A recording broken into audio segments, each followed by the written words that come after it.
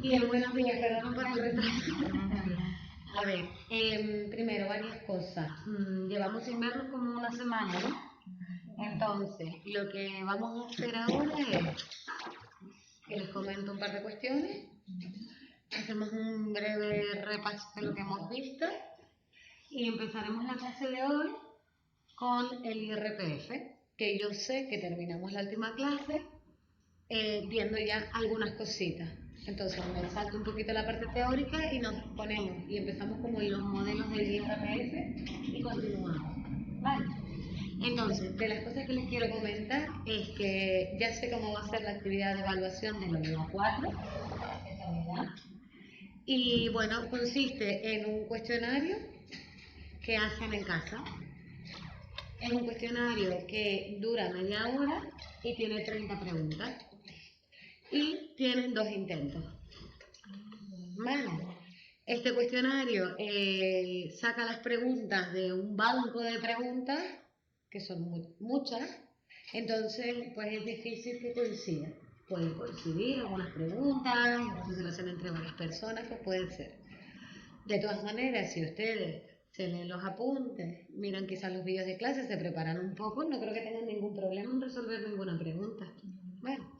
Y aparte del cuestionario, que se tarda media hora en hacer, también habrá una resolución de unos casos prácticos muy pequeños. ¿Vale? Y para todo eso se les va a dejar como 10 días, desde que termine la unidad. Si la unidad no la vamos a terminar hoy, la vamos a terminar el próximo día, pues a partir de ahí contamos 10 días. Me parece que les coincide con lo que es carnaval, las vacaciones de carnaval. ¿Vale? Pues eso. ¿Vale? Bien, entonces, bueno, nosotros estamos por recordar un poco, estamos en un tema que va sobre tributos, ¿no? Tributos que pueden afectar a la actividad comercial. Entonces, dijimos que este tema estaba dividido en 4 partes. Una primera parte que era bastante más teórica y que sobre todo nos basábamos en la Ley General Tributaria, donde de ahí estudiamos algunos aspectos que aparecen. No pasa nada. Entonces, esa ley es muy grande y abarca muchísimas cuestiones, pero repasamos algunas. Las voy a pasar y las comento muy rápidamente. Bien, primero sí que vimos lo que eran los tributos, diferenciamos en que existen las tasas, las contribuciones especiales y lo que son los impuestos. Hicimos un pequeño repaso de diferentes impuestos que nos suenan y que conocemos, los diferenciamos entre directos e indirectos.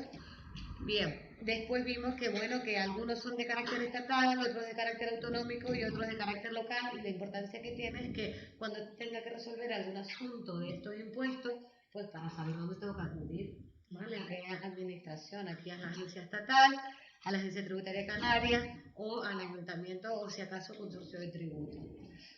Bueno, luego estuvimos viendo algunos conceptos, ¿no? Algunos elementos tributarios, como por ejemplo lo que es el hecho imponible, lo que era la base imponible.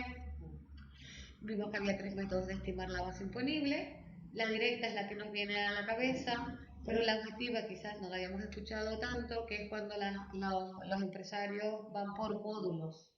En vez de decir cantidades monetarias, dan datos sobre su negocio, cuánto mide la barra, cuántas mesas tengo, o si se trata de una actividad de agricultura, pues cuántas hectáreas cultivo, qué alimento cultivo, etcétera. Y la estimación indirecta es simplemente cuando ya la administración pública directamente te hace una estimación, porque tú no le das la información. Bueno, vimos todos estos conceptos que un poco quizás ChatGPT no sabe diferenciar entre contribuyente y sujeto pasivo, pero nosotros sí, ¿vale? El sujeto pasivo es el que tiene la obligación tributaria y el contribuyente es como el que más le duele. Muchísimas veces en muchísimos impuestos coincide, pero por ejemplo en el GIC o en el IVA no. Y luego vimos los supuestos de no sujeción y exención, que en la práctica no hay ninguna diferencia, significa no tributar. Pero en la teoría sí que hay diferencia porque a la hora de buscar en las leyes pues se busca un poco de diferencia. ¿Vale?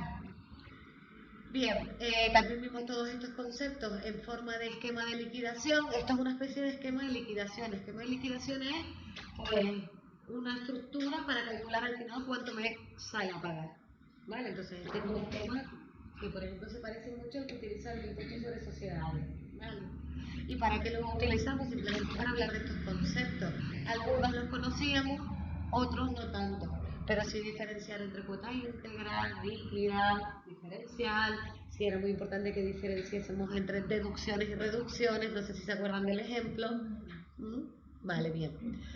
Y bueno, luego sí que hablamos que en la Ley General Tributaria vienen regulados algunos procedimientos tributarios que los llevan las diferentes áreas de la agencia estatal.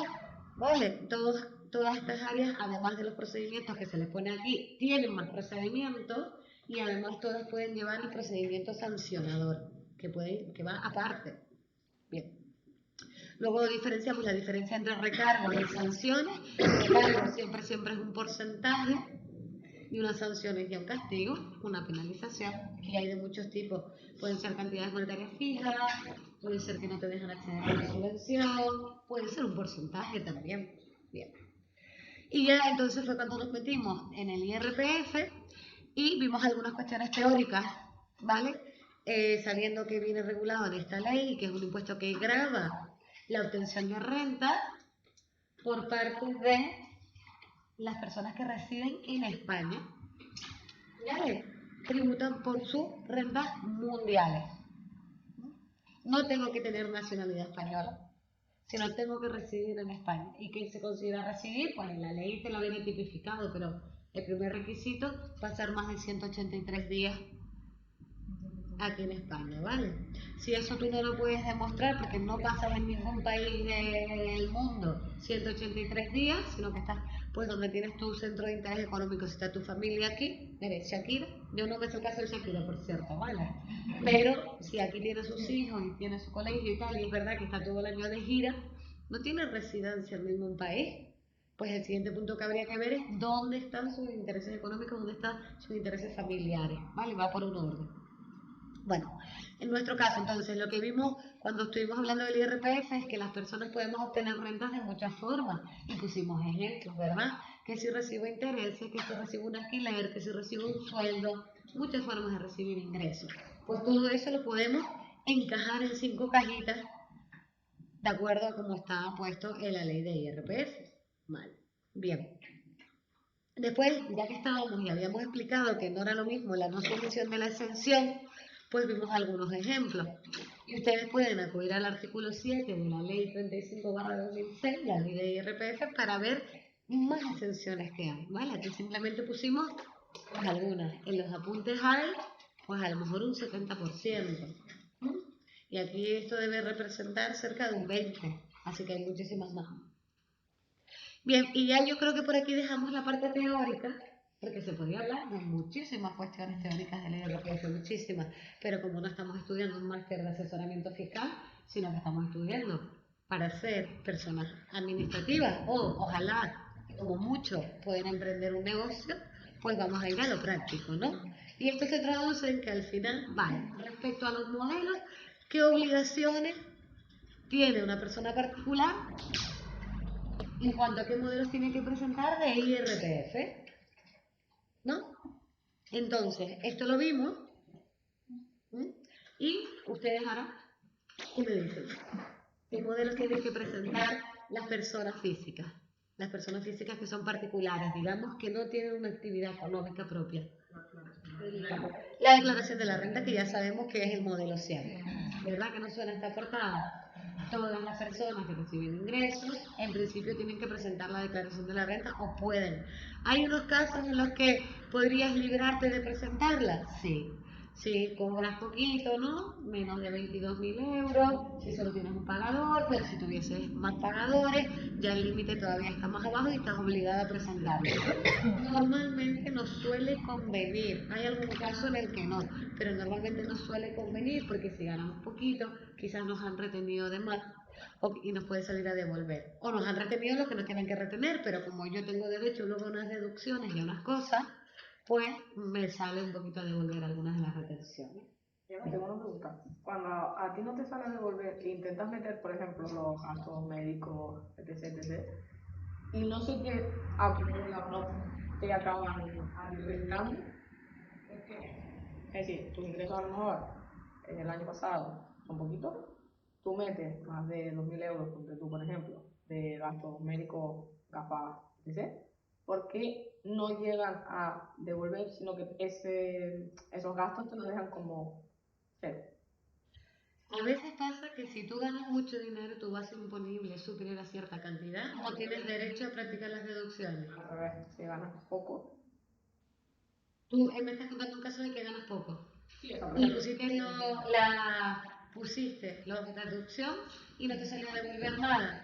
Pues a lo mejor no te habían practicado tanta retención. ¿Vale? No sé, tendría que ver el caso particular. Es muy difícil dar una respuesta así. El porcentaje que te retienen cada mes. Es difícil. Si tú me traes tu declaración de la renta, la tuya específica, yo te la puedo mirar y te lo puedo explicar. Pero así es difícil. Vale, porque es muy particular. Podría ser lo que está diciendo Rubén, pero podría hacer más cosas. Entonces lo mejor es ver cada caso. Y con la prestación del paro igual, por eso también. La prestación de desempleo se considera rendimiento del trabajo. Vale. Claro, pero igual por ahí es por lo que no. Entonces, es que no fue la única lógica que. Si tú me la traes, lo intentamos resolver juntas. Vale. Bien. ¿Y qué tienen que presentar las personas que tienen actividad económica? Y aquí es donde nos quedamos y vimos un poquito. Entonces, a ver qué recuerdan. Lo primero que observamos que los cuadros, porque como dos tipos de modelo, digamos. Entonces, ¿qué tiene que presentar seguro una persona que es autónoma? Su declaración de la renta seguro. Y el modelo 130, que es aquí donde nos quedamos. Este es un modelo que utilizan las personas que son autónomas o profesionales, ¿vale? Y ahora les cuento un caso particular, que utilizan para ir declarando los ingresos y los gastos que van obteniendo a lo largo del año. ¿Qué significa esto? Que si yo voy a presentar el modelo 130 del primer trimestre, yo pongo mis ingresos y mis gastos del primer trimestre. Sobre eso, que ahora lo vamos a ver, cómo se calcula y vamos a verlo más específicamente, digamos que yo pongo mis ingresos, mis gastos y sale un rendimiento neto, un beneficio. De ese beneficio que sale, se paga el 20%. ¿Vale? Ahora, llega el segundo trimestre. ¿Qué tengo que hacer? Volver a presentar un modelo 130. Pero ahora voy a poner los ingresos desde el principio del año, desde 1 de enero, a final del segundo trimestre. Es decir, hasta el 30 de junio. Y también pongo mis gastos. O sea que ya se engrandece. Porque Si se dan cuenta, si yo fuese a hacer el tercer trimestre, sería desde el 1 de enero hasta que termine el tercer trimestre. Es decir, hasta el 30 de septiembre. Y también mis gastos. Si se dan cuenta en ese modelo, cada trimestre los importes que voy poniendo van haciéndose más grandes. ¿Vale? Ahora vemos todo esto como qué supone. Pero simplemente que lo tengan en cuenta. ¿Por qué? Porque no estamos, por ejemplo, ustedes lo que conocen bien es el modelo 420, el modelo de IGIC. Y ustedes saben muy bien que, por ejemplo, para el primer trimestre de IGIC, yo pongo el IGIC devengado del primer trimestre y el IGIC deducible del primer trimestre, solo y exclusivamente. Y cuando yo voy al segundo trimestre, yo pongo exclusivamente el IGIC devengado del segundo trimestre y el IGIC deducible del segundo trimestre. Y cuando yo voy al tercer trimestre, solo pongo lo del tercer trimestre. ¿Se dan cuenta? Sin embargo, el 130 sería como un acumulado. ¿Vale? Entonces simplemente para que lo tengan en cuenta. Bueno, una pregunta. Todos los autónomos no tienen que presentar eso. Bien, ahora llegamos al caso este del 5%, bueno, de un porcentaje. Vale. Bien, dice Virginia que no todas las personas que son autónomas tienen que presentar el modelo 130. Y eso es cierto, ¿vale? Lo que pasa es que es mejor que nos quedemos en el imaginario con que sí, porque en muchos casos sí. Cuando una persona que es autónoma no tiene la obligación de presentar el 130, pues cuando más del 70% de sus ingresos provienen de empresas o empresarios. Es decir, si yo tengo una actividad en la que la mayoría de mis clientes son empresas o autónomos, significa que yo, también depende de mi actividad, pero yo vamos a suponer que yo soy una abogada, pues si mis clientes son empresas o autónomos, cuando yo hago mi factura, para cobrarles a mis clientes, yo pongo ahí una retención. ¿Verdad? ¿Se acuerdan? Entonces, ¿qué es lo que pasa? Que si mis honorarios son 300 euros, yo no voy a cobrar 300 euros, yo cobro un poquito menos, porque estoy poniendo ahí la retención. Me están reteniendo mis clientes. ¿vale? Entonces, ese dinero que me retienen, ellos lo ingresan después de Hacienda. Significa que yo ya estoy a lo largo del año, digamos que pagando IRPF de forma adelantada. Y por eso me permiten que en esos casos yo no tenga que presentar el módulo 130. Pero se tiene que dar la circunstancia de que más del 70% de mis ingresos lleven retención. Si no, no. Si no, sí que estoy obligada. Así que bueno, podemos quedarnos con la idea de que en principio, en general, la mayoría de los autónomos, yo tengo una tienda que vendo productos para animales, yo tengo una peluquería, yo incluso soy abogada, pero soy pues de civil y casi todos mis clientes son particulares, pues en todos esos casos tendré que presentar modelo 130. Pero, o sea, por ejemplo, si tengo una empresa, todos a los que doy trabajo son empresas, pero yo lo que estoy ofreciendo es un servicio, entonces sí, porque yo le estoy haciendo una factura a ellos donde yo les estoy reteniendo a ellos. Tú no estás explicando mal. Pero digamos, primero que cuando tú dices que eres empresa, quieres decir que eres autónomo, porque ahora mismo solo estamos hablando de autónomo.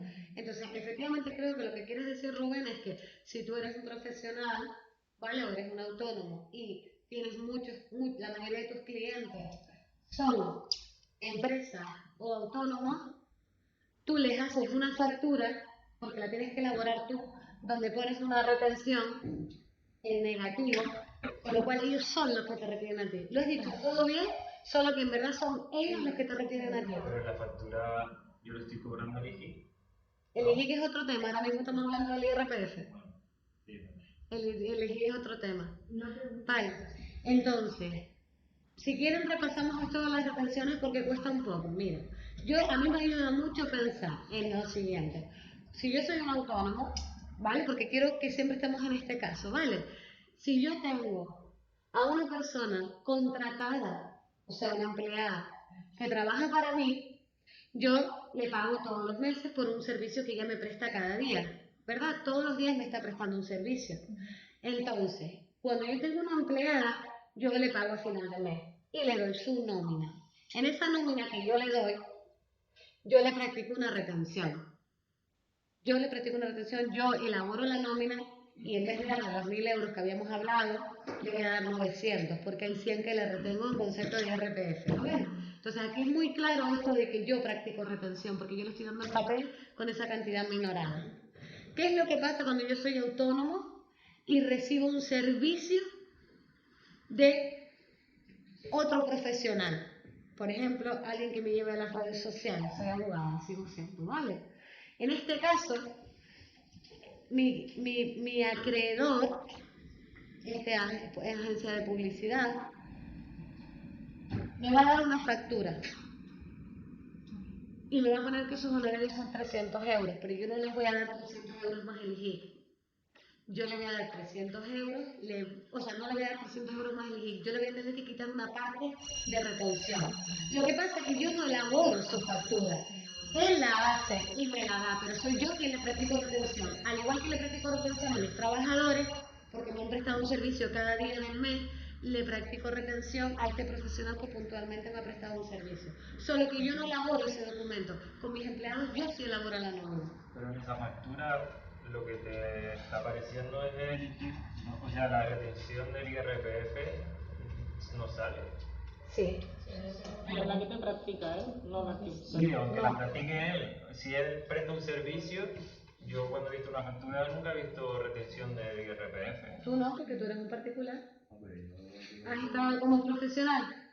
¿Has estado autónomo? Mi padre ha tenido empresa. ¿Y nunca algún profesional le ha prestado servicio? Sí. Pues le tuvo que haber retenido y tiene la obligación. Eso te lo pones, menos el IRPF. A ver, yo no quiero que la vida real la gente se confunda. O sea, yo les digo, yo tengo a mi hermano que es abogado y evite las facturas fatal. Y siempre se las hago al que los clientes presos no le ponen la retención y lo formal. Y lleva 10 años de abogado y se está enterando ahora. O sea, que eso nos pasa. Pero también la empresa,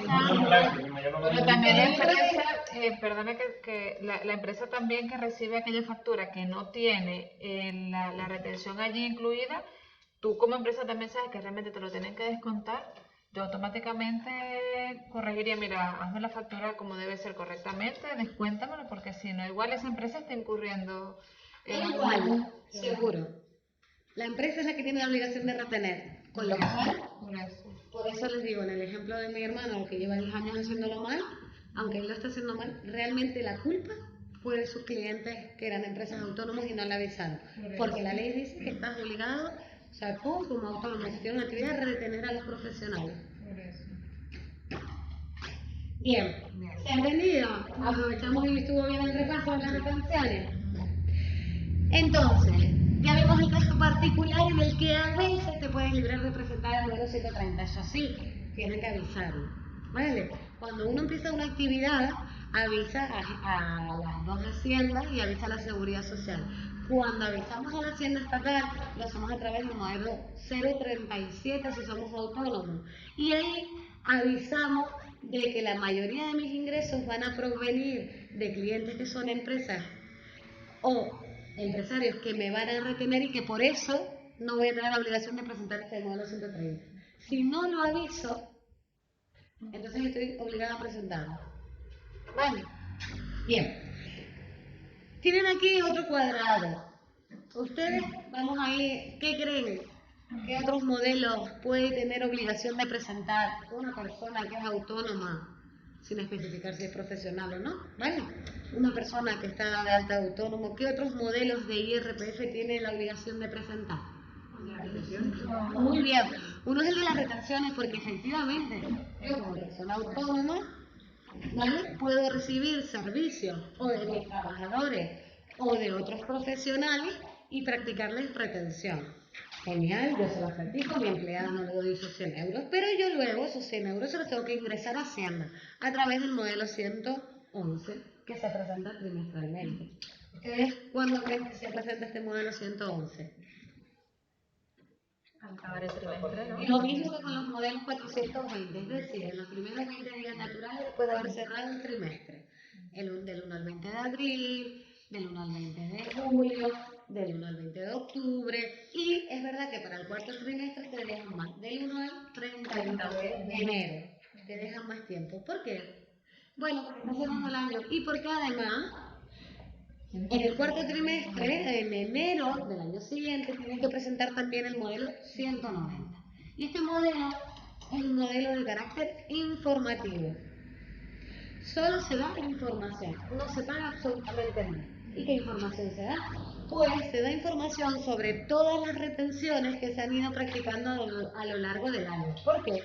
Porque yo a lo largo del año he ido presentando con modelo 111 diciendo las cantidades que he retenido, pero no he dicho a quién. Pues cuando llega el momento de presentar el modelo 190 es cuando digo a quién le practiqué qué retenciones y de qué cantidades en magnitudes anuales. ¿Vale? Así que se puede decir que el modelo 190 es un resumen, y entre comillas, porque al final tengo que poner nombre, apellido, DNI, de las personas a las que les practiqué retención. ¿Bien, bien? Genial. Pero los 4 modelos tienen que presentarlo sí o sí. Salvo el caso excepcional. Sí, pero que de Sí, manera... y todavía tengo más. Vale. Vale. ¿Qué otro modelo creen que puede tener la obligación de presentar las personas que son autónomas? Venga, dilo, Virginia. Las retenciones del alquiler, pero no me sé por ahí el modelo. Bien, es el modelo 115. Si da la casualidad, pero esto no siempre pasa, que yo ejerzo mi actividad en un local que no es mío, significa que se lo alquilo a alguien. Entonces yo a mi arrendador le practico retención, independientemente de si es una empresa, de si es un autónomo o de si es un particular. En todo y cada uno de los casos tengo que practicar la retención porque yo soy autónoma y tengo la obligación. ¿Vale? Entonces, los alquileres de locales llevan retención. Los alquileres que son de viviendas, ¿no? ¿Vale? Ustedes igualmente, ¿verdad que ustedes algunos viven de alquiler? No retienen. Bueno, no retienen porque son particulares. Pero si tuviesen una actividad, tampoco retendrían si se trata de una vivienda. Vale, ahora es a no ser que la vivienda se destine para un uso de una actividad económica, que de esos hay casos también. Bien, entonces el modelo 115 simplemente para declarar las retenciones que yo le he practicado a mi arrendador. Bien, sea empresa o sea autónomo. Con lo cual aquí hay una cosa un poco rara, que es que si yo le practico retención a una empresa, en verdad es una retención pero del impuesto sobre sociedades. Pero se utiliza este modelo. Vale, que es la regla que siempre, la excepción que rompe la regla, pero da igual. Lo importante es que se queden con el modelo 115, que presenta si yo ejerzo una actividad en un local que no es mío y alguien me lo arrienda y yo le practico retención a mi arrendador. ¿Y para qué creen que es el modelo 180? Igual que 190 para anuales. Igual que el 190 es para el 111, el 180 es para el 115. Es un resumen anual donde declaro y doy los datos de mis arrendadores. Si tengo uno, uno. Bien. ¿Y cuándo creen que se presenta el modelo 180? En enero del año siguiente. ¿Y los modelos trimestrales del 115? Pues igual que los modelos 111. ¿Vale? Entonces, todavía que estamos en enero, fíjense el mes este como hay que querer a los autónomos, que en principio tendrían que presentar ahora el 130 de todo el año. ¿Vale? Este modelo, este trimestre es súper importante, muy importante, porque de hecho, lo que yo ponga en el último modelo 130, todos los ingresos que yo declare en el cuarto trimestre del modelo 130 y todos los gastos que declare deben coincidir con lo que luego voy a poner en el modelo 100. Porque en el modelo 100 yo tendré mi apartado de actividades económicas y me preguntará, ¿cuáles fueron tus ingresos? Y yo puedo ir a mi contabilidad y verlo, pero si por si acaso también voy a ir a ver el modelo 130, último presentado, porque tiene que cuadrar como uno cuadra en blanco. ¿Vale? Y lo mismo con los gastos. Es verdad que en el modelo 130, que ahora lo vamos a ver, los gastos no vienen desglosados, vienen todos sumados y ahí los ponemos. Y en la declaración de la renta, los gastos los tienes que poner desglosados. Dime cuánto te gastaste en tu empleada, dime cuánto te gastaste en seguridad social, dime cuánto te gastaste en arrendamiento, y te lo pregunta todo, como más o menos hemos controlado con las empresas. Bueno, pues entonces, estos son los 6 modelos que tiene que presentar siempre un autónomo. Siempre, siempre no. Ya sabemos un pequeño caso en el que el 130 te puedes librar. Y por supuesto, si ejercemos nuestra actividad en nuestra casa o simplemente en mi propio local, tampoco tengo que presentar el modelo 115. Pero es mejor que nos quedemos como con esto, ¿vale? Y que los conozcamos bien. Ahora lo que vamos a hacer es hablar de ellos. Vamos a hablar de ellos. Bien, este es el modelo 130. Yo sé que no se ve, pero ustedes en los apuntes lo pueden ver bien. Y estas son las casillas más importantes que tenemos que rellenar. Aquí les pongo un ejemplo de un modelo que podría ser del segundo, del tercero o del cuarto trimestre. Pero no podría ser del primero. Y les explico. Si nos fijamos, ven que arriba pone ingresos, ¿no? Luego los gastos. A los ingresos le sumo los gastos en negativo, o como lo quieran ver, a los ingresos le resto los gastos y obtengo el rendimiento. El rendimiento neto lo multiplico por el 20%, eso como sería lo que pago de impuestos, vamos a pensarlo así, y en principio me saldría a pagar unos 800 euros, en principio. Pero si yo estoy en el segundo, tercer y cuarto trimestre, significa que yo he hecho pagos fraccionados anteriores. Me dejan restar las cantidades de pagos fraccionados que yo ya haya ido haciendo. Al igual que también las retenciones que me hayan ido pudiendo practicar. Porque efectivamente yo puedo no cumplir el requisito de que más del 70% de mi facturación venga de clientes que me practican retención, sino que a lo mejor solo una empresa me practica un poco, porque casi todos mis clientes son particulares. ¿Vale? Pero a veces una empresa, entonces las retenciones que me practican mis clientes también les voy restando y así se va presentando el modelo. ¿Se entiende? Sí. ¿Ven por qué este nunca podía ser un ejemplo del primer trimestre? Si fuese un modelo 130 del primer trimestre, en la casilla 6 y 7 no habría absolutamente nada. Muy bien. Vale. Supongamos que es del segundo trimestre. No, del tercero. ¿Vale? del segundo. Supongamos que es del segundo trimestre esto. ¿Vale? Este es el del segundo trimestre. Me salió a pagar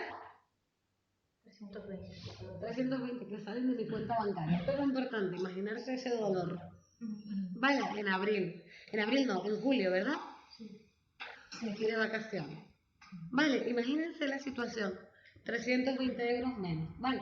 Ahora, llega el tercer trimestre. Pasa todo y termino. Y voy a volver a presentar el modelo 130. El nuevo modelo 130 que yo presento es una pequeña reflexión. ¿Qué tendré en ingresos? Pues a lo mejor tendré 18.000 euros. Algo más de 10.000. ¿Vale? ¿Qué tendré en gastos? Pues a lo mejor 12.000 euros. Más, tiene que ser más, no puede ser menos. Esto hace que tenga un rendimiento de 6.000. Si calculo el 20%, me saldría 1.200 euros. A pagar en principio, a pagar no, porque ¿qué le puedo restar? Pagos fraccionados de periodos anteriores. ¿Cuáles tenemos? 320 y 430. y 430 es del segundo trimestre. ¿Lo ven?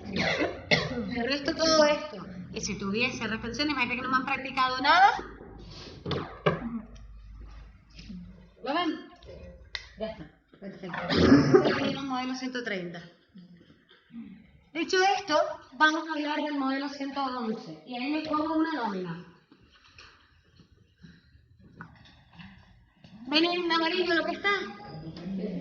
Eso es la retención, se supone que a esta empleada mía le practica una retención de, no sé qué se ve muy pequeñito, unos 327 euros. Vale, y supongamos también que recibo una factura de un profesional y le practica una retención de, y ahí lo pone, 75 euros. Esta factura me la entrega el profesional, ya hecha, elaborada. Pero yo en vez de darle 500 euros más 35 euros de IGI, 535, yo le doy solo 460. ¿Por qué le doy menos? Porque una parte se la estoy reteniendo. Perfecto, me viene genial. Ni a mi empleada le pagué tanto, ni a este profesional le pagué tanto, ¿verdad? Pero ahora lo que yo le he retenido, yo tengo que presentar el modelo 111. ¿Dónde? Pues bueno, el modelo 111 tiene muchos apartados, pero hay dos muy importantes que están arriba. Uno es para los rendimientos del trabajo y te pregunta por, dime el número de perceptores a los que le has practicado retención, en este caso es uno, dime la base sobre la que practicaste la retención, ¿vale? Si tuviese varias empleadas tendría que sumar todos los importes, ¿vale? Totales sobre los que practiqué retención. Y luego dime cuánto retuviste. Eso es lo que me pregunta. Y nada más, como ven, no me preguntan ni los DNI, ni a quién, ni nada. Más abajo aparecen los rendimientos de actividades económicas. O sea, me está preguntando por dime a qué profesionales le practicaste retención. En este caso es a uno, en el ejemplo que yo les he puesto, la base fue 500 euros, que fue la base imponible, y la retención que se le practicó fue de 75 euros. Así es como se calcula. Si yo hubiera tenido varias facturas, pues 2, 3 de diferentes personas. ¿Vale? 2 por factura por personas, perceptores. ¿Se entendió? Sí. Es fácil esto, ¿vale? Es bastante fácil. ¿Sabes lo que pasa? Aquí el truco de todo está en que para tú hacer esto puede ser de dos vías, pero a lo mejor es que estudiaste una carrera, como les decía, de Derecho o de Economía, luego te hiciste un máster de asesoramiento fiscal y luego acabaste presentando esto. Bueno, entonces es como que el recorrido es súper largo. Puede pasar que lo hayas hecho así. Entonces, esta parte no es nada complicada. O puede ser que tengas la suerte de que entraste a administrativa y tu jefe te dijo esto se hace así y ya está sin darte mucha explicación. Son las dos formas, ¿vale? Pero no tiene ninguna complicación. Entonces, cuando una persona normal que tiene su actividad, como tu padre Rubén, no está para estas cosas, pero realmente no es tan difícil, ¿vale? Lo que pasa es que no estás para estas cosas. Bien, dicho esto, aquí les pongo el modelo 190. Esta es la portada. Es verdad que todos estos modelos se presentan telemáticamente. Vale, no tienen exactamente esta pinta cuando lo hacemos telemáticamente, pero bueno. Primera página y segunda página, como ven, tiene diferentes recuadritos. Pues esto es para poner los datos de cada uno de las personas a las que le practiqué retención. Aquí ya sí que pongo su DNI, y pongo las cantidades que le retuve anuales y ya está. Bien. Pues veamos aquí este recibo. Esto es un recibo de alquiler. ¿Por qué es un recibo? Pues porque será que mi arrendador es un particular y no emite factura, pero me está alquilando un local. Entonces yo le tengo que practicar retención. Y me hace este recibo donde le practico una retención de 19%. ¿de cuánta cantidad monetaria? 180 euros, ¿vale? ¿Cómo pongo esto yo en el modelo 115? Pues tan sencillo como esto. Pongo el perceptor, pongo la base sobre la que le practiqué ese 19% de retención y me sale a pagar 180,50. Eso es lo que yo pago, ¿vale? Piensen que si son 3 meses y me llegan 3 recibos, pues por 3, las 180 por 3, todo lo demás, la base no sería 950, sino 950 por 3. ¿En qué se basan para sacar el porcentaje de la retención? En lo que está puesto en la ley. Es que como he visto que hay Ahí, varios... básicamente en clase hemos hablado de dos. A los profesionales se les requiere un 15, a los alquileres un 19. Y existe la posibilidad, y no se asusten, de si algún profesional nos dice que le retengamos al 7. Porque resulta que las personas que empiezan su actividad durante los 2 primeros años les dejan que se practique una retención del 7%. Pero vamos, aunque se queden 15 y 19, de todas maneras eso puede cambiar y habría que mirarlo. Siempre. Bueno, pues el modelo 180 es el que resume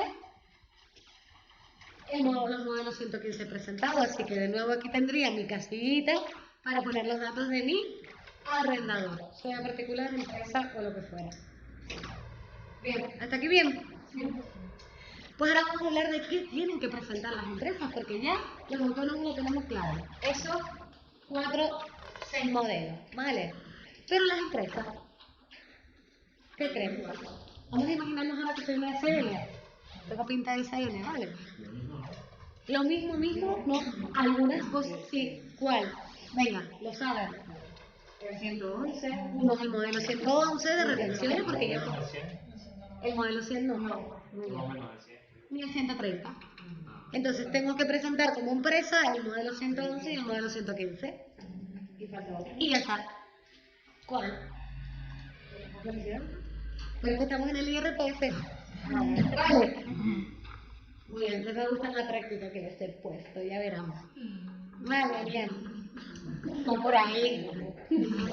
Vale, súper, entonces, esto es con respecto al IRPF. Estamos haciendo la mirada del IRPF. Nosotros solo vamos a mirar 3 impuestos. IRPF, impuesto sobre sociedades e IGI. Nada más. Y vamos a ver nuestras obligaciones respecto a esos 3, nada más. Vale. Entonces, respecto al IRPF, la empresa solo presentaría estos modelos. En el caso también de que ejerciera una actividad para en un local o que tuviese gente contratada o contratadas profesionales, podría librarse. Pero si les digo una cosa, si alguna vez nos pasa, y esto acuérdense porfi, porque les pueden multar, si alguna vez nos pasa que en todo el trimestre no practiqué ninguna retención, ¿qué hago? ¿Presento o no presento el modelo 111? La respuesta es que sí, con 0. Sí, o sea que mejor siempre quedarnos que sí, mejor más que menos. Vale, en este caso, lo presento. Siempre hay que presentarlo a 0. Hay un caso en el que yo puedo no tener la obligación de presentar los modelos 111. Y es si, cuando yo inicio actividad de nuevo, como me comunico con el modelo 037, aviso de que yo no voy a recibir ningún servicio de nadie. ¿Por qué no? Porque estoy empezando mi actividad, no se presta, que nadie no puede hacer nada por mí, no voy a contratar a nadie, y entonces aviso y me puedo librar. Pero ya, cuando ya sí necesite tener una empleada, voy a contratar un servicio de algún profesional, ya sí tendré la obligación, ¿lo ven? Bien. Bueno, pues dicho esto, ya por fin podemos pasar al impuesto sobre sociedades. Vale, hoy vamos a empezar y a terminarlo. Sí, con respecto a los modelos de los autónomos. Por ejemplo, yo por ejemplo soy autónoma, no presento el modelo 130, pero porque yo soy socio de una sociedad que me pasa una nómina, pero la sociedad tampoco presenta. Pero son un poco diferentes, ¿vale? Tú estás dada de alta porque eres socio de una sociedad y no habrá muchos socios, tú y otros. No, ahora mismo estoy sola. Vale, entonces tienes como la obligación, pero tú no estás ejerciendo una actividad como autónoma. No. Pues ya está. Vale, entonces tú no entrarías en estos casos, nos olvidamos de ese caso tan especial, porque a ti te obligan porque eres socio de la empresa. Claro, no le pasa nada, mira, ni me retienen ni nada, simplemente. Es otro caso, nos olvidamos de esa particularidad. Muy bien, impuesto sobre sociedades. Impuesto sobre sociedades es un impuesto que viene regulado en la ley 27/2014 y un impuesto que se aplica en España. ¿Vale? Y que grava la obtención de renta por parte de las personas jurídicas. ¿Vale? Solo pueden pagar, en todo caso, pues la cooperativa, la sociedad limitada, la sociedad anónima, ¿vale? Fondos de inversión, fondos de pensiones, entidades que tengan personalidad jurídica, que aquí no entramos a ver cómo se puede obtener una personalidad jurídica. Bueno, pero en principio, empresa. Bien, entonces, les voy a enseñar, les voy a mostrar cómo es un esquema de liquidación simplificado del impuesto sobre sociedades. Es este cuadro. Bueno, tómense unos segundos para mirarlo y ver qué palabras conocen. Resultado del ejercicio. Resultado del ejercicio. El beneficio de la empresa es cuando vemos una cuenta de pérdidas y ganancias, la parte de abajo de la cuenta de pérdidas y ganancias. Muy bien. Reconocemos pues base imponible, es verdad que ahí nos está como con más palabras acompañadas. Reconocemos tipo de gravamen, ya conocemos cuota íntegra, que no lo conocíamos hasta ahora, cuota líquida, deducciones, bonificaciones, pagos. ¿Ven? Reconocemos bastantes cosas, ¿verdad? Bien, pues yo les voy a explicar algunas cositas de este esquema, no muchas, pero para que nos quedemos con una especie de idea de algo.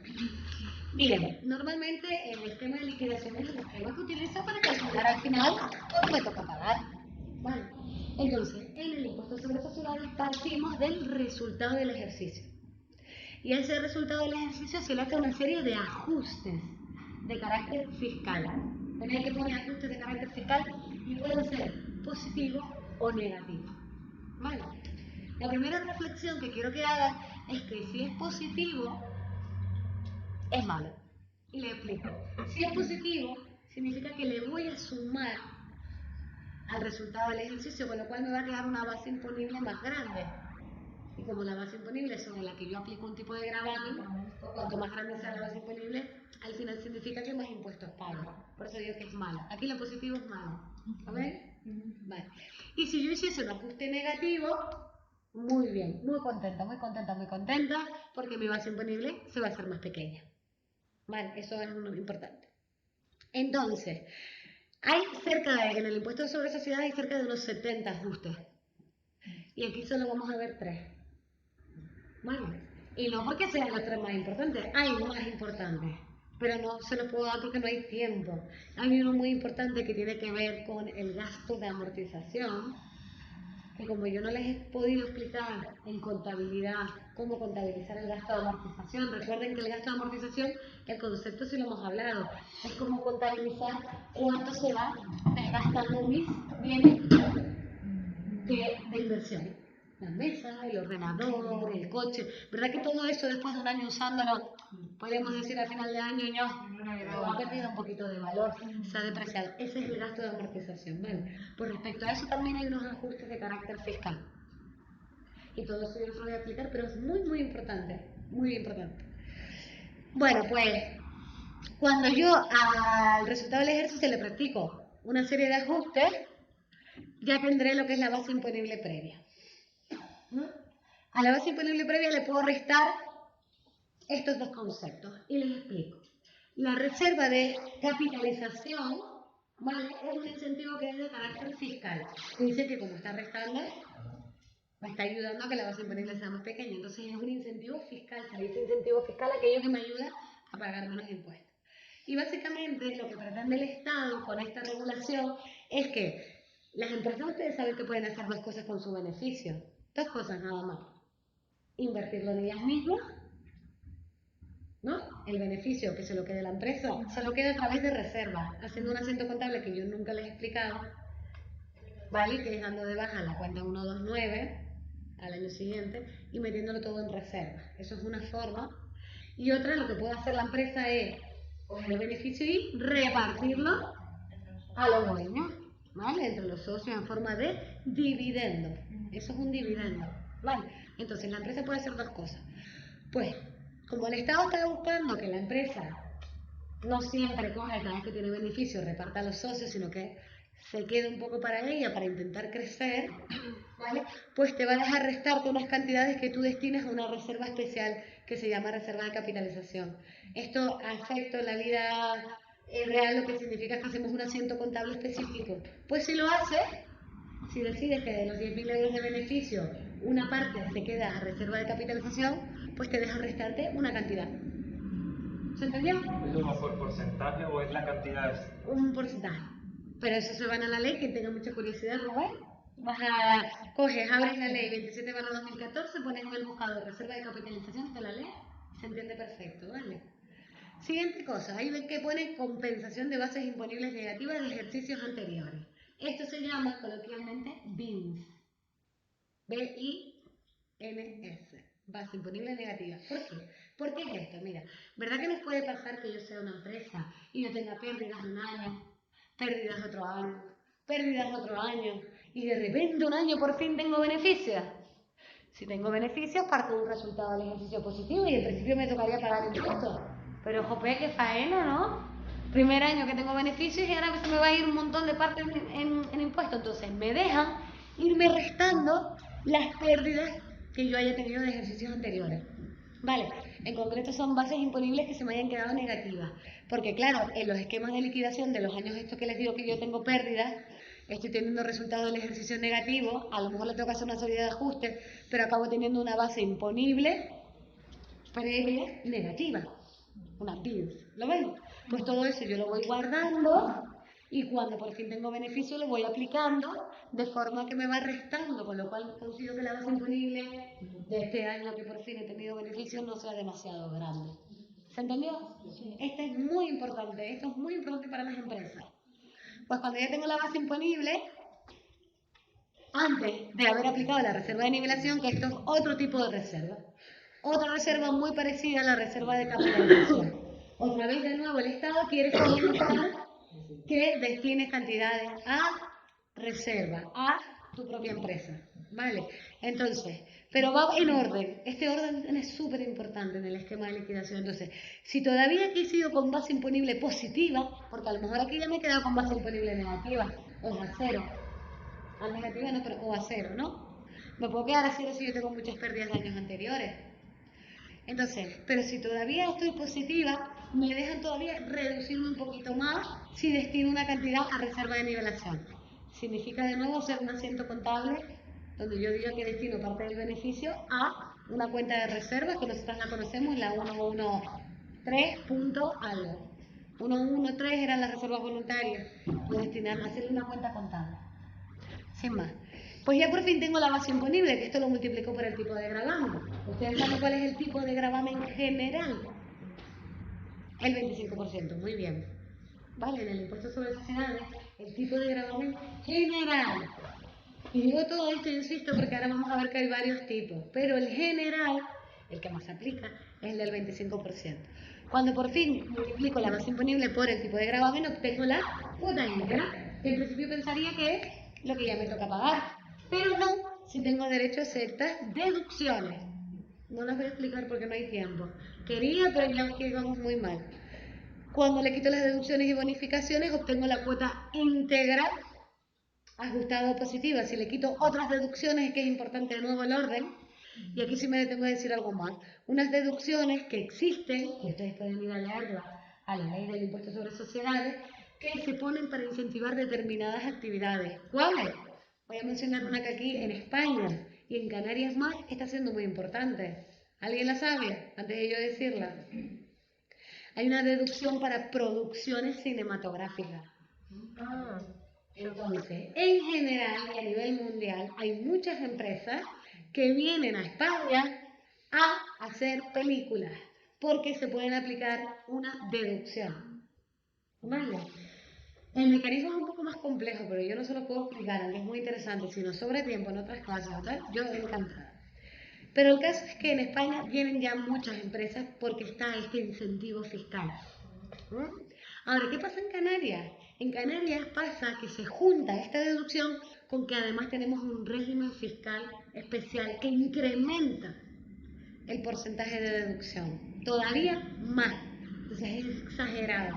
Y por eso vienen un montón, a pesar de que aquí en Canarias es más difícil grabar, porque no es por nada, pero alquilan los materiales súper caros, la gente se aprovecha del viaje a los Canarios, ¿vale? Y encima que estamos lejos, y para cargar todo eso en los aviones o en los barcos es un jaleo que no veas. A pesar de todo eso, vienen aquí, porque esta deducción es muy importante y muy grande aquí en Canarias, se incrementa ese porcentaje, ¿vale?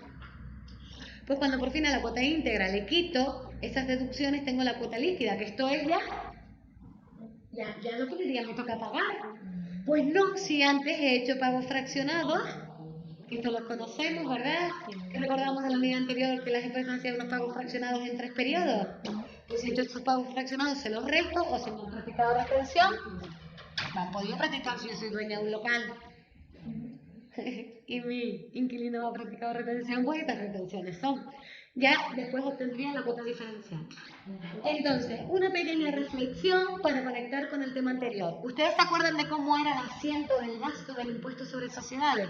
El que yo hacía el 31 de diciembre. Era un asiento así. Miren a ver si se acuerdan. En general, era así. ¿Se acuerdan un poquito? Vale. En este esquema de liquidación yo encuentro la información para rellenar este asiento. Por ejemplo, en la 630 sería el importe que aparece en la cuota líquida, mi verdadero gasto.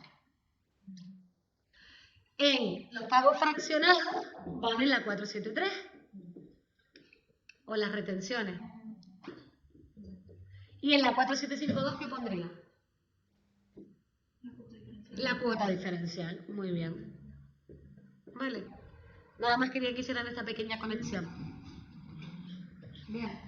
Solo les digo una cosa y ustedes lo van a ver el próximo año. Realmente esta cuenta, en la práctica, no se usa. Las que se usan son 6300 y 6301. Entonces, no puedo entrar a explicarle esto, pero esta está muy relacionada con los ajustes que hacemos arriba, con algunos ajustes que hacemos arriba. No pasa nada, solo es para que les suene, porque el próximo año quizás en contabilidad lo ven esto. Vale. Bien, entonces muchas veces este asiento son varios, no es uno, sino son varias cosas. Dicho esto, un pequeño repaso de algunas cuestiones importantes que les voy a contar. Vale, no les he hablado de qué ajustes voy a explicar. ¿Se acuerdan que les dije que de los 70 iba a hablar de 3? Primero, lo primero que dice la normativa del impuesto sobre sociedades es que el gasto del impuesto sobre sociedades que tú hayas contabilizado no es un gasto fiscalmente deducible. Por tanto, deberás hacerte un ajuste positivo por el importe del mismo. Vale, ay, perdón, esto.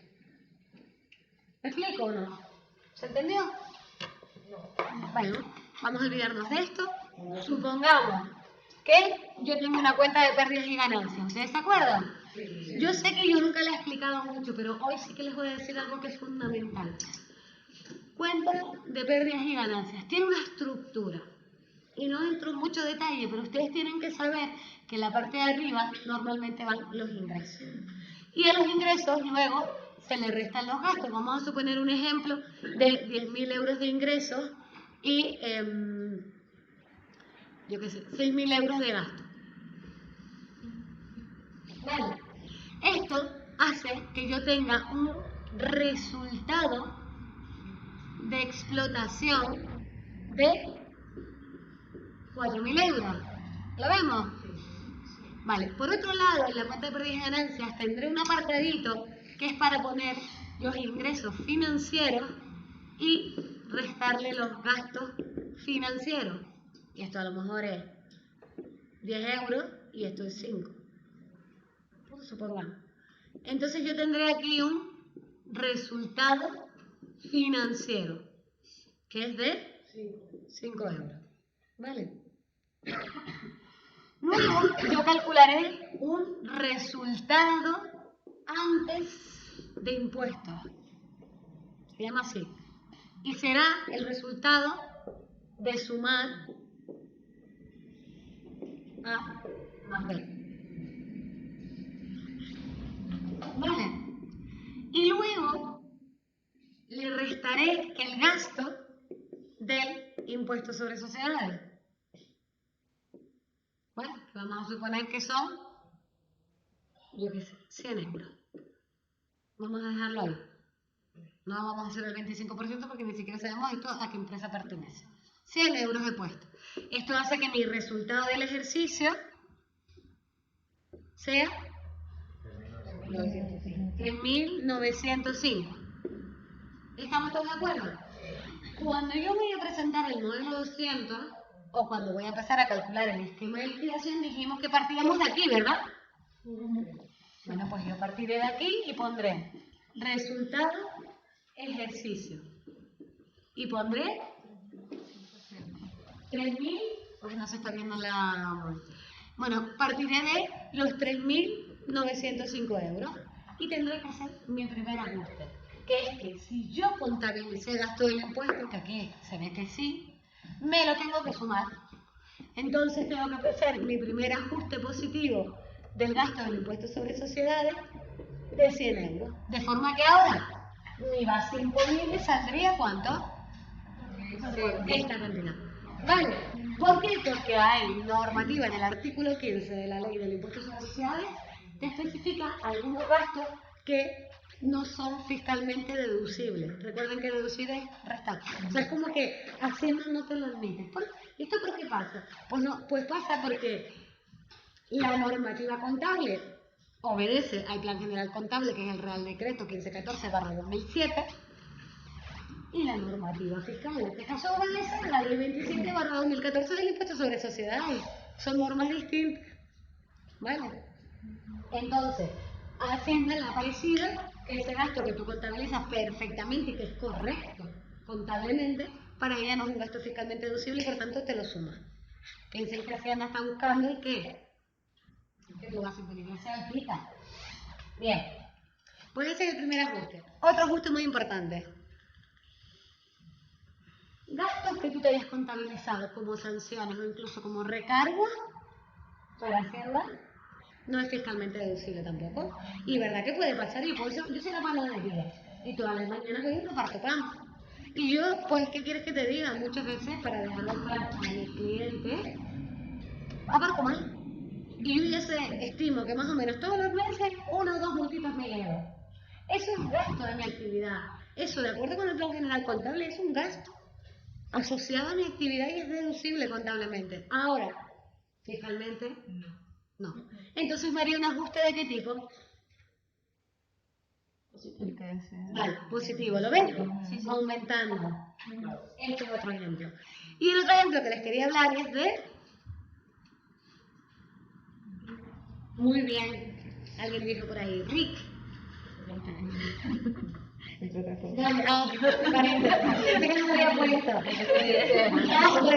para inversiones canarias. ¿Esto les suena? No. Vale.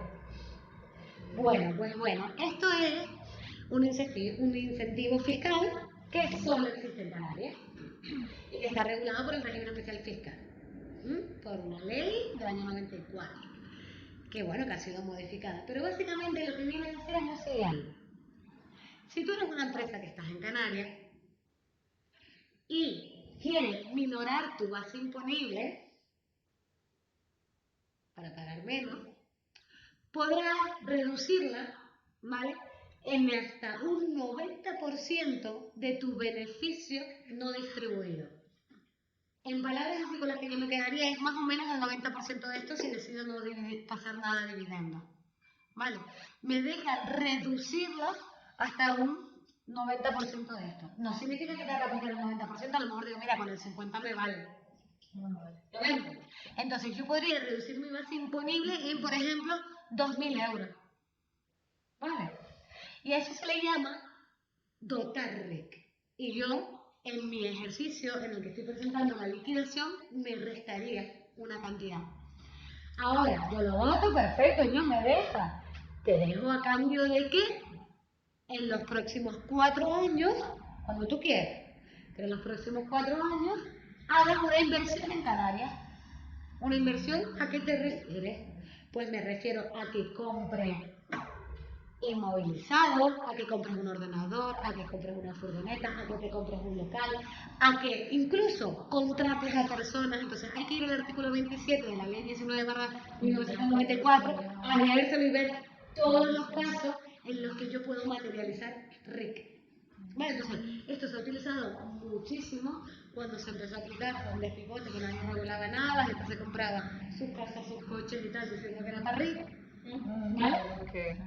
Incluso se ha llegado a comprar bonos que emiten el Estado o las administraciones públicas, y eso tiene unos intereses. Pues comprar bonos se podía hacer para materializar RIC. Con lo cual me reduzco mi base imponible que no veas, y ese dinero lo empleo en comprar unos bonos que me van a dar una rentabilidad. ¡Ah, qué maravillosa la jugada! ¿Eso se puede hacer todavía? Hay que mirarlo, mírenlo. Mírenlo ustedes, que sigue ahí. Vale, el artículo 27. Bien. Pues eso le reservo para inversiones en Canarias. Es verdad que parece súper guay, pero les voy a decir una cosa, ¿vale? Solo porque pensemos en números. Supongamos que yo me resto aquí los 2.000 euros. Ya la base imponible será 1.000 y pico, 1.900. Y ya calculo el porcentaje de eso. El 25%, ¿no? Entonces, por yo bajar esos 2.000, que en verdad van multiplicado por un porcentaje, son 500 euros que me estoy ahorrando, por yo ahorrarme 500 euros, me tengo que gastar 2.000. Ahí tiene su... Tienes que, para poder hacer estas jugadas, en realidad, tienes que tener bastante liquidez. Tienes que tener bastante liquidez, porque tú el año ese te lo aplicas, pero luego tienes que sacar esa pasta de verdad e invertirla. ¿Vale? Bueno, muy bien, explicado esto, aquí les he puesto que hemos hablado de 3 reducciones, y se lo pongo entre comillas porque no son reducciones en sí, pero sí quería que ya les he explicado que podemos minorar nuestra base imponible si destinamos cantidades de nuestro beneficio a reserva de capitalización, a reserva de nivelación, o si tengo derecho a compensar bases imponibles negativas que se me hayan generado en años anteriores. Vale. Respecto al tipo de gravamen, lo que les quería comentar es que el tipo de gravamen general es del 25%, pero si yo soy una empresa de nueva creación, durante los 2 primeros que obtengo, los 2 primeros años que obtengo beneficio, puedo tributar al 15%. Y se dice así porque es verdad que me puede pasar que yo sea una CL y tenga pérdidas el primer año. Muy típico, y el segundo quizás. Entonces, para no perder que esos 2 primeros años que tengo perdido, te dejo el 15%, gracias.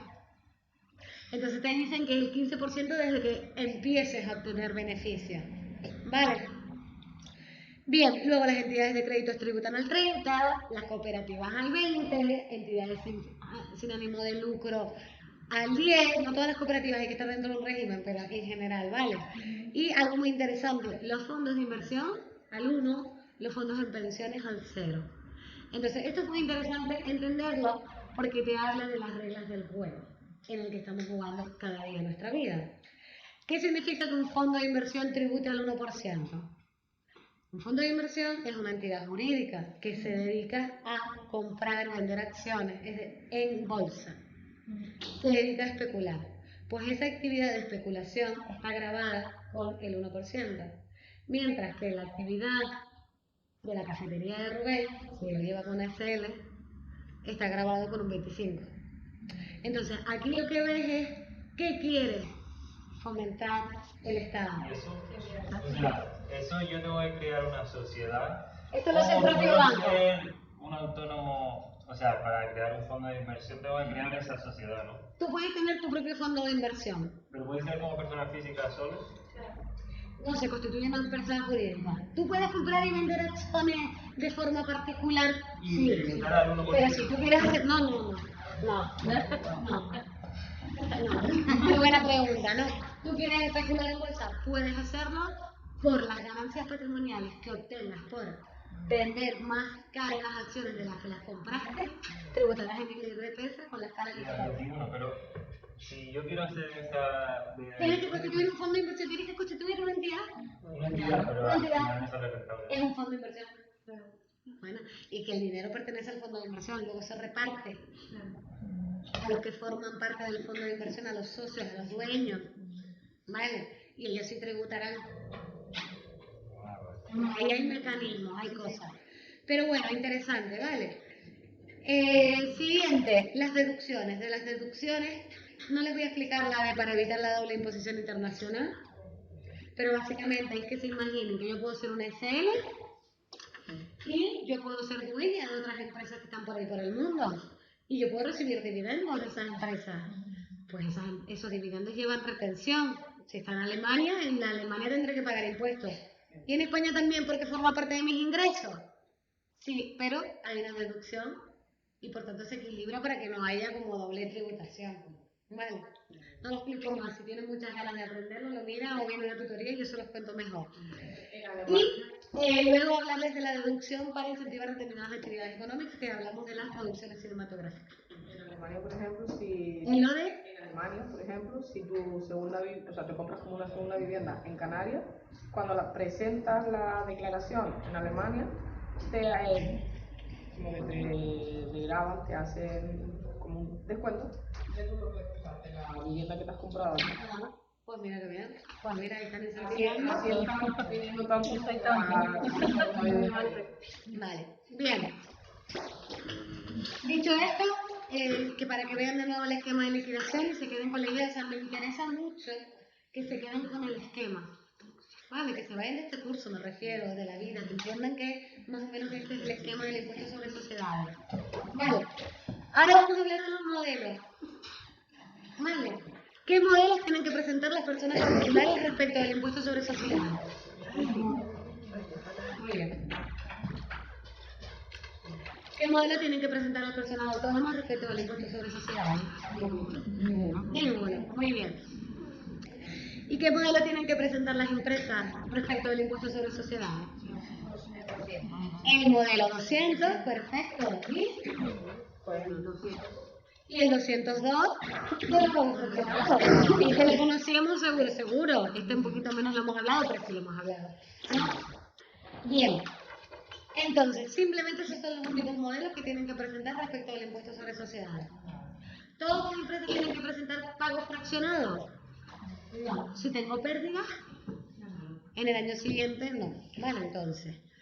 Ahora les quiero enseñar del modelo 200, del impuesto sobre sociedades, tienen los apuntes y les quiero enseñar la parte del esquema de liquidación. Vale, que es mucho más compleja de lo que yo les he puesto. Antes que nada, sí que quiero que cuando ustedes quieran, pueden entrar y buscar en internet ese modelo, ¿vale? Vamos a ver si termino rápido, no me da que no me va a dar tiempo. Bueno, terminamos a la 1:30 nosotras, ¿no? ¿Qué hora es? Vale. El cambio de aula no es. Sí, vale, entonces, imagínense el modelo 200. El modelo 200 tiene esas primeras páginas donde doy datos sobre qué forma jurídica es mi empresa, si tengo empleados, qué tipo de cuentas presento, quién es el administrador, quiénes son los socios, si yo tengo participaciones en otras empresas, doy un montón de datos así personales. Y luego lo siguiente que aparece es balance de situación. Lo siguiente, cuenta de pérdidas y ganancias. Se termina con esto. Y lo siguiente que viene es el esquema de liquidación. Entonces, si ustedes se fijan, aquí parto del resultado de la cuenta de pérdidas y ganancias y aparece aquí la cantidad. Luego tengo aquí correcciones por impuestos sobre sociedades. Esto es el ajuste positivo que hacíamos del gasto del impuesto sobre sociedades. Se lo sumamos, ¿vale? Luego aquí ven que hay más ajustes. Hay dos columnas de aumento positivo y columnas de disminuciones, los ajustes que hagan de carácter negativo, ¿vale? Y sigue siendo como antes, ¿no? Que lo positivo no es bueno, ¿o sí? Exacto. Vale, Sí, todo igual. Entonces, aquí les pongo, por ejemplo, la de multas, sanciones y otros, para que vean que no me lo invento. Está regulado en el artículo 15, la letra C. Y ahí te dice que esos gastos no son deducibles. Y por eso tendré que hacer un ajuste positivo. Aquí ven la reserva para inversiones de Canarias, que aquí es un ajuste negativo, se lo quiero aplicar si quiero votar este año. Bueno. Y bueno, aquí pueden encontrar la base imponible, la reserva de capitalización, la compensación de bases imponibles negativas, la reserva de nivelación. ¿Lo ven el orden de las cosas? Tal y como se ponía en el esquema, pero un poco más complejo. Vale, pero para que sepan que están todas esas casillas. Y ya con esto, no les hablo más del modelo 200, solo quería que lo vieran y que lo miren con calma en los apuntes y que hablemos de los pagos fraccionados. Ustedes me han preguntado en el trimestre, o sea, en el año anterior, que cómo se calculan esos pagos fraccionados. ¿Verdad que me lo han preguntado? Ok, vamos a verlo. Vale, entonces, esto viene regulado en el artículo 40.2, pero también exige el 40.3. Hay dos métodos para calcular los pagos fraccionados. Dos métodos. Yo se lo voy a explicar uno, y ustedes en los apuntes tienen el enlace para mirarse el otro si quieren. Bien. Entonces, para el cálculo del pago fraccionado, así es como está redactado en la ley. Si acaso lo he puesto un poco más sencillo, ¿vale?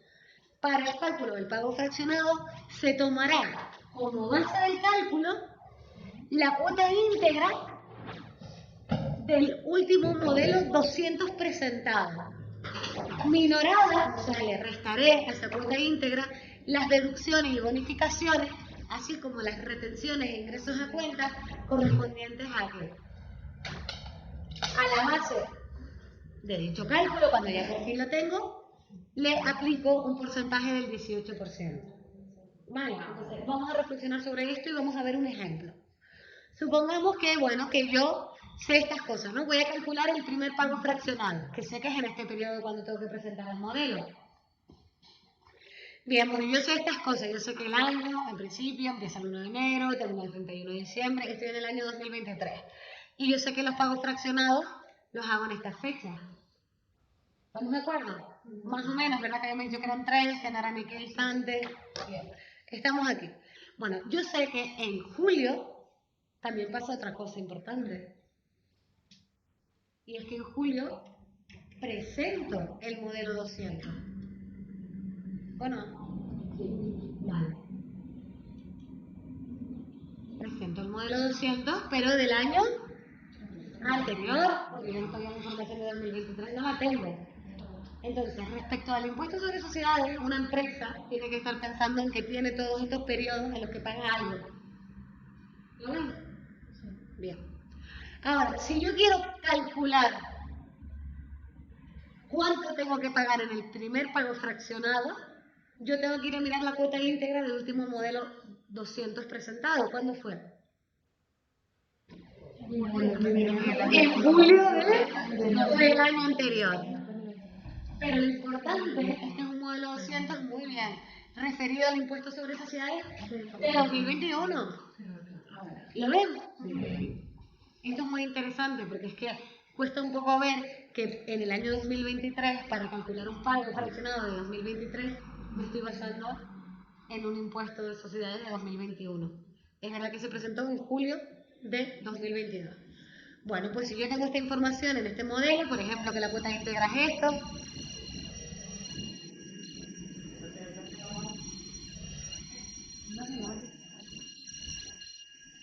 a mí me gustaría mucho que nos fuésemos un poquito antes, pero es que vamos mal y para que sea igual en todos los grupos.